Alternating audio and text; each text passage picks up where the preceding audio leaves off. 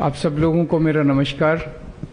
अभी जैसे गोपाल भाई ने बताया किस तरह से भारतीय जनता पार्टी के लोग जगह जगह हमले कर रहे हैं गुजरात की जनता के ऊपर, इसकी हम कड़ी निंदा करते हैं और उनसे कहते हैं कि आपका झगड़ा हमसे है, आपकी समस्या हमसे है, हमारा को जो मर्जी कर लीजिए, हमें कोई दिक्कत नहीं है। गुजरात की जनता के ऊपर हमले करने बंद कीजिए। उनकी ये बौखलाहट क्यों है? भारतीय जनता पार्टी इतनी बुरी तरह से बौखलाई हुई क्यों है? पहली बार 27 साल के अंदर वो इतनी बुरी तरह से बौखलाई हुई है। मैं उसका जवाब देता हूं। आप सड़क पे निकल जाइए, सड़क पे निकल के किसी से भी पूछिए आप किसको वोट देंगे, वो या तो कहेगा आम आदमी पार्टी और या कहेगा भारतीय जनता पार्टी। जो जो लोग कहते हैं भारतीय जनता पार्टी, उसके साथ 5 मिनट बात करो, वैसे ही जनरल बातचीत शुरू करो। 5 मिनट की बातचीत के बाद वो कहता है कि जी मेरा पूरा मोहल्ला झाड़ू को वोट दे रहा है, मैं भी झाड़ू को वोट दे रहा हूं, लेकिन डर लगता है आम आदमी पार्टी कहने से। जितने लोग आपको बीजेपी को वोट देने वाले मिले सड़क के ऊपर, सबसे 5 मिनट बात करके देखो, ऐसे लगता है कि हर आदमी बीजेपी छोड़ के आम आदमी पार्टी को वोट दे रहा है। ये कारण है कि बीजेपी बुरी तरह से बौखलाई हुई है। तो 3 चीजें साफ साफ निकल के आ रही है। एक, कि लोग डरे हुए हैं। हमने इतने राज्यों में चुनाव लड़े, पहली बार एक ऐसा राज्य है, हमने पंजाब में भी चुनाव लड़ते हैं, हम दिल्ली में भी चुनाव लड़ते हैं, पहली बार एक ऐसा स्टेट देखने को मिल रहा है जिसमें एक आम आदमी ये बताते हुए डरता है कि मैं किसको वोट दे रहा हूं। उन्हें डर लगता है कि अगर मैंने भाजपा नहीं बोला तो मुझे ये मारेंगे, कहीं भाजपा वाले तो नहीं है जो पूछ रहे हैं। तो आम आदमी डरा हुआ है। दूसरा, कांग्रेस का वोटर ढूंढने से भी नहीं मिल रहा। जैसे एक ऐड आता है ना, ढूंढते रह जाओगे, वैसे ढूंढने से भी कांग्रेस का वोटर कहीं नहीं मिल रहा। तीसरा, भारतीय जनता पार्टी का वोटर बहुत बड़ी संख्या में, बहुत बड़ी तादाद में आम आदमी पार्टी को वोट देने जा रहा है। पूरा गुजरात इस टाइम बदलाव मांग रहा है। कई लोग कहते हैं कि राजनीति के अंदर मेरी भविष्यवाणी सही निकलती है। 2014 में जब दिल्ली में चुनाव हुआ था तो मैंने एक पत्रकार को लिख के दिया था कि कांग्रेस की इस बार 0 सीट आएंगी। किसी ने यकीन नहीं किया, लेकिन उस चुनाव में कांग्रेस की 0 सीट आई थी। पंजाब के चुनाव में मैंने कई सारी भविष्यवाणियां की थी। मैंने कहा था नवजोत सिंह सिद्धू हारेंगे, चन्नी साहब दोनों सीटों से हारेंगे, बादल साहब का पूरा परिवार हारेगा। तो आज मैं आप सबके सामने लिख के भविष्यवाणी करने जा रहा हूं। अलग अलग चैनल वाले मेरे से पूछते हैं, अलग अलग, उसकी जरूरत नहीं है।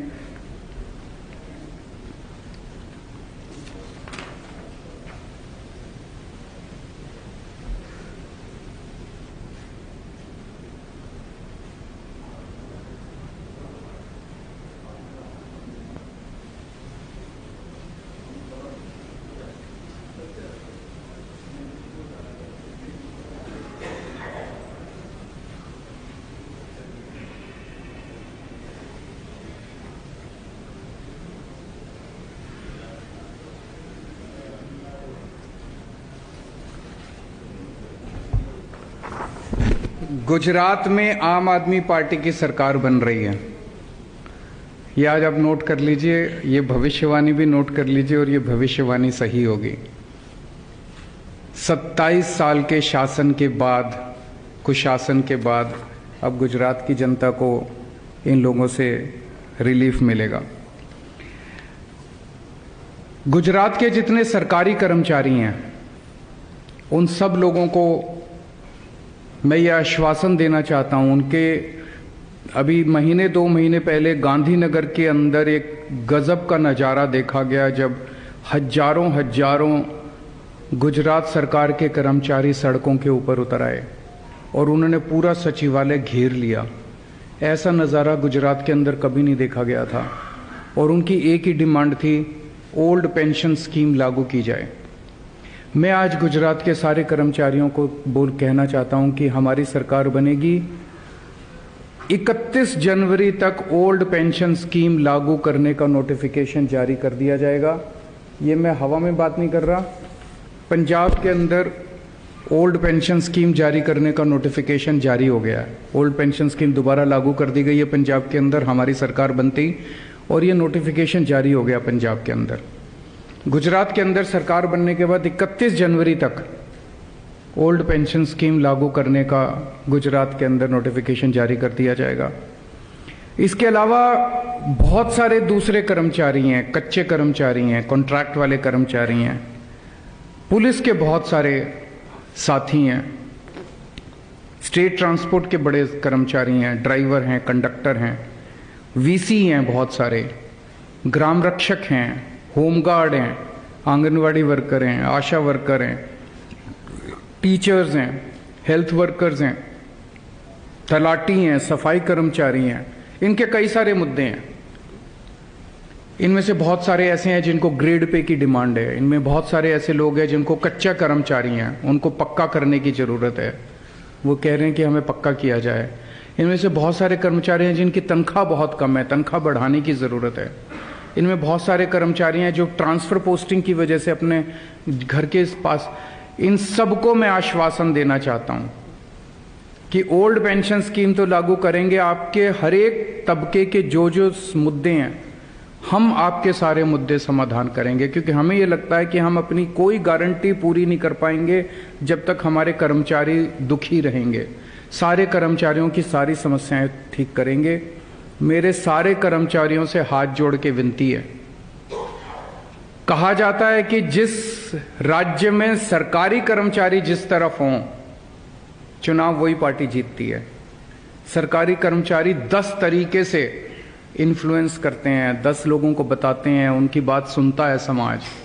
तो मैं सारे सरकारी कर्मचारियों को, गुजरात सरकार के कच्चे पक्के ये वो सभी से अपील करना चाहता हूं। एक तो अभी पोस्टल बैलेट चल रहा है, पोस्टल बैलेट में एक एक वोट आम आदमी पार्टी को पड़ना चाहिए। आप सबसे अपील है, पोस्टल बैलेट के अंदर एक एक वोट आम आदमी पार्टी को पड़ना चाहिए। और दूसरा, आप लोग अपने अपने तरीके से जिस तरह से भी प्रचार कर सकते हैं, जिस तरह से भी आप लोगों को वो कर सकते हैं, आप खूब जम के अगले 3-4 दिन प्रचार कीजिए। लोगों को कहिए आम आदमी पार्टी को वोट दें, आप हमारी सरकार बनवाइए। हम आपको एश्योर करते हैं कि आपके सारे मुद्दों का समाधान हम करेंगे। अगर कोई प्रश्न है तो आप बताइए।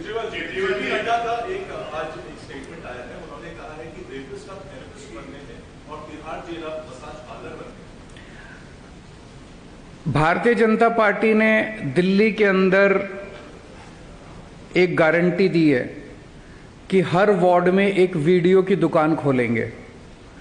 भारतीय जनता पार्टी अब वीडियो बनाने की कंपनी बन गई है। तो जनता, दिल्ली की जनता इस बार ये तय करेगी कि उनको वीडियो बनाने की कंपनी चाहिए कि सरकार अच्छी चलाने के लिए और उनके बच्चों का भविष्य बनाने के लिए एक पार्टी चाहिए।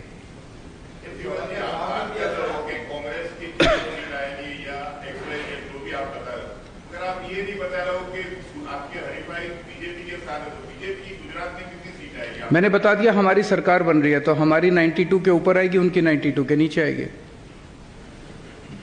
Thank you.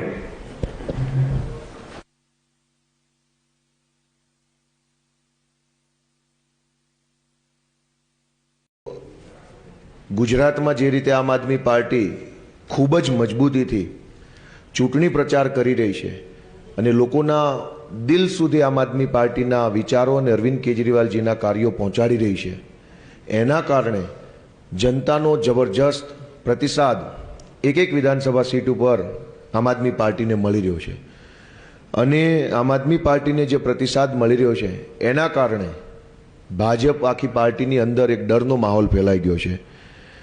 જે રીતે આમ આદમી પાર્ટી ચૂંટણી જીતવાની તરફ સતત આગળ વધી રહી છે, જોતા બોખલાઈ ગયેલા ભાજપના લોકો દ્વારા આખા ગુજરાતમાં આમ આદમી પાર્ટીના કાર્યકર્તાઓ ઉપર અને આમ આદમી પાર્ટીના કાર્યક્રમોની અંદર હિંસા, તોડફોડ, મારામારી, છુરાબાજી, પથ્થરમારો આવી ઘટનાઓ ચાલુ કરી છે।